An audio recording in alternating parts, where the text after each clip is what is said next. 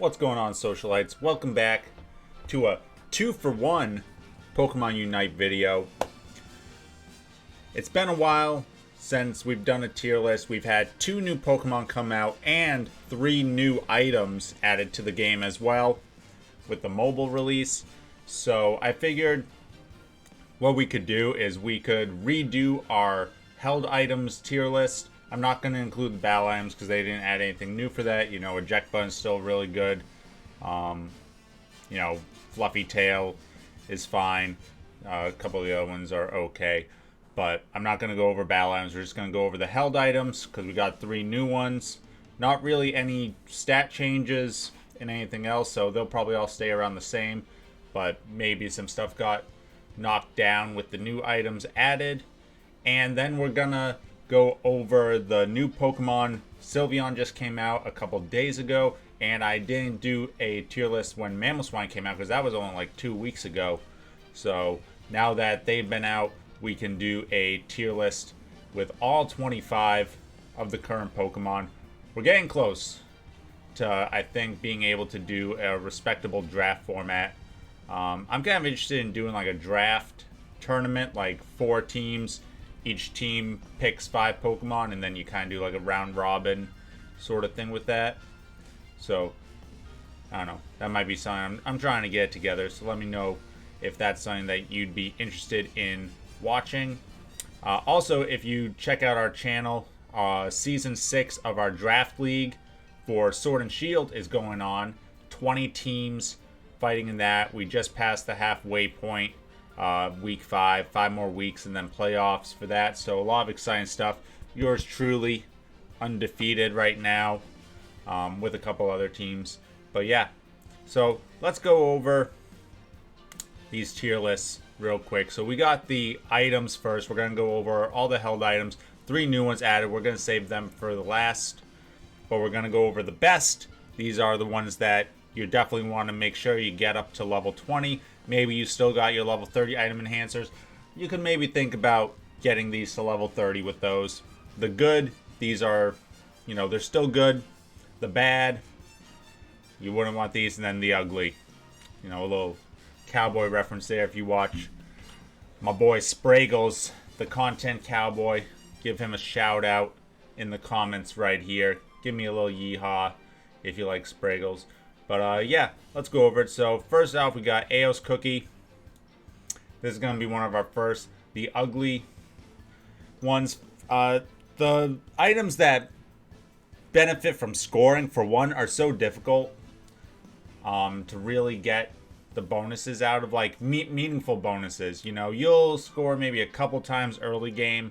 If you're lucky, you win that first Dreadnought, you might get another scoring. But then it's going to be a slugfest, right?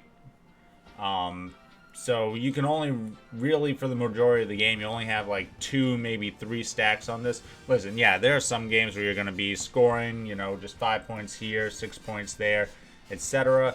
But the scoring items, I think, are still a little weak, and the Eos Cookie just giving you HP is probably the weakest of all of them, because you would want to put it on a defender. Now, maybe with Blastoise, a defender like that, or a Crustal, a defender like that that's more offensive, you could justify a little bit, but I think that there's a lot better things here.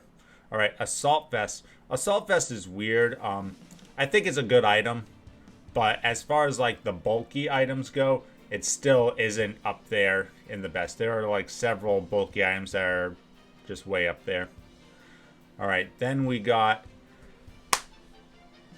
another one of our scoring items that goes off of attack. Again, I just think this isn't very good. You know, it's probably better than Eos Cookie, so maybe I should just put up in the bad. And we'll also do the attack specs here, special attack specs. Yeah, with the attack weight. So again, I kind of went over it with Eos Cookie. These are a little better because at least they're boosting your offensive, which then makes it even easier for you to score.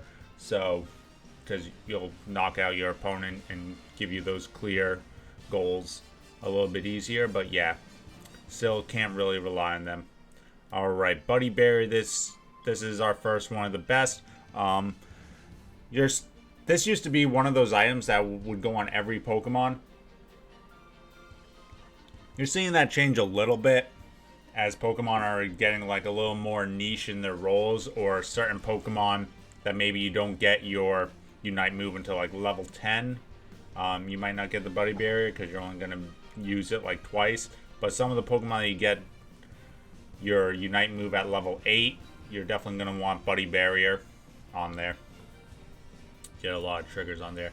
Energy Amplifier, this is a good one that pairs well with Buddy Bear. It's not quite up in the best, but for Pokemon like Charizard, it's very good. For sure, there's a lot of Pokemon that like having the Energy Amplifier. Experience Share, I've been seeing a lot less of this. I think it needs a buff. I don't see like even too many supports using it. The supports I think would rather just have the bulkier items. Floatstone, not very good. Yeah, I'm not really gonna go over too much. You should probably know what Floatstone does. Gives you a cooldown reduction and movement speed when out of combat, but in this game you want to always be in combat, whether it's against players or wild Pokemon. Another great item, Focus Band. This is kind of like, this is probably the best item in the game right now. Like basically every Pokemon's gonna wear this. It just gives you so much HP back when you need it. 90-second cooldown, so you'll get it a bunch of times in the game. So yeah, Focus Band, definitely one of the good ones. Leftovers, again, just doesn't give you the kind of recovery. It only recovers when you're out of combat, which again, you don't want to be out of combat. Not very good. Muscle Band, another one of these really good items, increasing your attack speed. Great for melee attackers. Is really good. Rocky Helmet. This is one of those. It's either bad or ugly. I don't think it's as bad as these. Like, it's bad. I'm putting it in the bad, but it's not ugly. So, yeah. Again, just probably needs, like, something a little bit more. Maybe stat-wise or damage-wise. Maybe reducing the cooldown on it. Choice Specs. Or, excuse me, not Choice Specs. Scope Lens. This is a good item. It can go on quite a few Pokemon. I don't think it's as universal as some of these items, so I'm not going to put it in the best, but it is a good item. Score Shield, one of the best. Just helps you get those scores. And how do you win? You get scores. So this is probably like the second best item, to be honest. Like a lot of Pokemon, you'll wear this, gives you some extra HP, and just gives you just those opportunities to score more points. Shell Bell. Okay, Shell Bell's interesting. People like the cooldown reduction. It does give you a little bit of healing. But I just don't know if it's up there with these. I'm going to put it in the good, but it's probably at the bottom of the good. If I had to like rank these within the tier, it'd probably be something like that.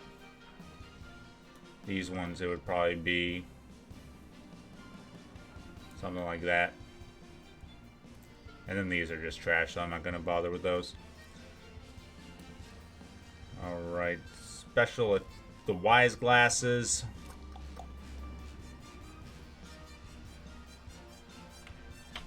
Now, these aren't as good as Muscle Band. I'm going to put them at the top of the bad. I don't see too many people using these. I think they need some sort of buff. I don't know what you would really do to buff them. Alright, Weakness Policy. This one I still need more testing to do. Different Pokemon, obviously it works differently.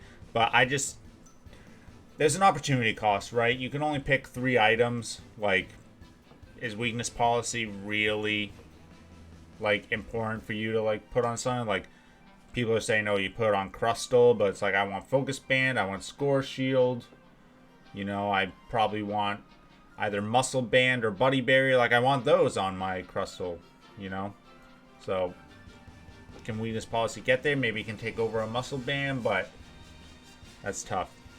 Alright, Choice Specs. This one's pretty good. A lot of people have been using Choice Specs. I don't think it's up there with the best yet, but I do think it is somewhere probably up around here. A lot of special attackers used to use the muscle band just so that their basic attack speed would be more, but now you're seeing those using the choice specs. So if you are a special attacker in either the speedster or attacker role, probably in the attacker role, you would want to be looking at choice specs as one of the new items. And then Razor Claw, it's kind of like Scope Lens. It's not as good as Scope Lens, but I think it's still pretty good. Probably ends up around here. It gives you a critical hit increase, and for melee attackers, it creates a slowdown effect on your basic attacks, so it helps, you kind of track down faster Pokemon. So yeah, that's the current tier list for the held items as I see it. Again, these are kind of like the best. Maybe you want to think about getting some of these to level 30, especially like Focus Band or Score Shield. And then the good ones as well. These just need some sort of tweak, and these probably need like a complete overhaul or something. Alright, so now that we got through those items, again, 2 for 1 tier list for you. Going into the Pokemon. And we're going to put these into 5 tiers. We got the best of the best, so these are like going to be your meta. I'm going to try and limit them to 5. This is what I think like a good meta team would be. Always the bridesmaid, never the bride. So these are just your next step down. They're still good. They're still a part of the wedding party. B tier needs some help. So these guys, they're still good. They're just missing something to get up there into the next echelon, and then Gengar. So in case it wasn't clear, Gengar, I think, is the worst Pokemon in the game right now. Ever since they nerfed it early on, it just hasn't quite gotten back to where it needs to be. A lot of the other speedsters and attackers are just way better than it. Not sure really what it needs.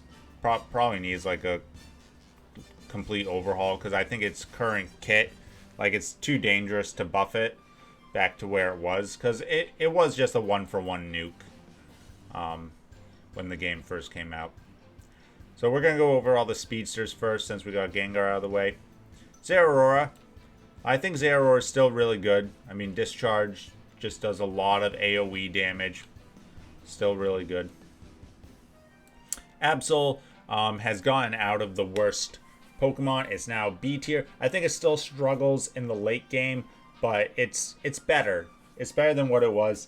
It just struggles in kind of those team fight scenarios where it just doesn't have the opportunity to 1v1 a Pokemon, and they can kind of like pounce it down real quick before it can really get out its damage. Talonflame, probably the best speedster right now. Really good in the jungle. Fly, very strong, very strong. Alright, moving on to the defenders. We have Blastoise. Blastoise was one of the best of the best. Now I think it's probably better than Talonflame still. Shell Smash got a big nerf a couple patches ago. Surf and Hydro Pump are the set that I like to do, although you could do Surf and Water Spout. It's still really good. Like, I was just playing a lane Blastoise, and I was wrecking people with the Surfs. And I don't think it was even a clean game, but I was crushing them. So I still like Blastoise, for sure. Snorlax. My only problem with Snorlax is that I feel like he's gone boring. Like, I like to play as Blastoise and Crustal now for my defenders, just because they're more fun, right? But when it comes to being a defender, locking down a point, just doing the stuff that big bulky boy needs to do, there's no one better than Snorlax. I think he's still the best defender. Block is still like the best sort of thing. People are trying out like flail weakness policy sets. I haven't tried that out. Again, I've been a little bored with him, but maybe I'll have to pick him back up again soon. Crustal I think is up here. He's been really good Probably towards the lower end, but I've been really enjoying playing Crustal. Again, just being able to like turn that gear. You can get so many KOs out of nowhere from Crustal that people don't expect. And I think he still does a very solid job early game during the lane phase until you kind of go into the team roaming phase where he can pick up some KOs. Slowbro. So Slowbro's interesting. I haven't seen too much of him lately. Like, obviously, now that Blastoise has been around and even Mamoswine came out. He's either B or needs some help. I'm going to put him in the needs some help. Yeah, I think they need to give him something else other than telekinesis, because Amnesia is not quite doing it. He needs, like, a different second ability. Like, it's basically Surf and telekinesis, right? Which, yeah, it's super annoying. Like, he's a CC monster, but like that's all he does. He hits you with Surf and then he picks you up. He needs teammates around. Like, yeah, trust me, you get him in a Alolan Ninetales and just something else, and those three just roam around, and good luck if you get caught like unaware, because you are never eject butting, you are never getting a chance to dash away, you are done. Alright, Mamoswine. Alright, this might be controversial. I think Mamoswine needs some help. I think he's probably the weakest DLC Pokemon that they've added. You know, we saw how strong Blastoise was. We'll get to the new kid on the block who's very powerful. And even Gardevoir was like, okay. Like, you still see some Gardevoirs, and they can be nukes when they get going. And then obviously, like, Blissy is pretty solid. But I just feel like, I don't know what it is. Maybe I need to play more Mamoswine. Mamoswine mains, let me know in the comments what favorite sets and stuff you like to do, what kind of your general strategies are. You know, maybe talk him up for me. But I just feel like, especially compared to the other unlockable, like, post-game release Pokemon, he's just not quite there. Alright, Blissy. Blissy's good, but I think I'm going to put it in B tier.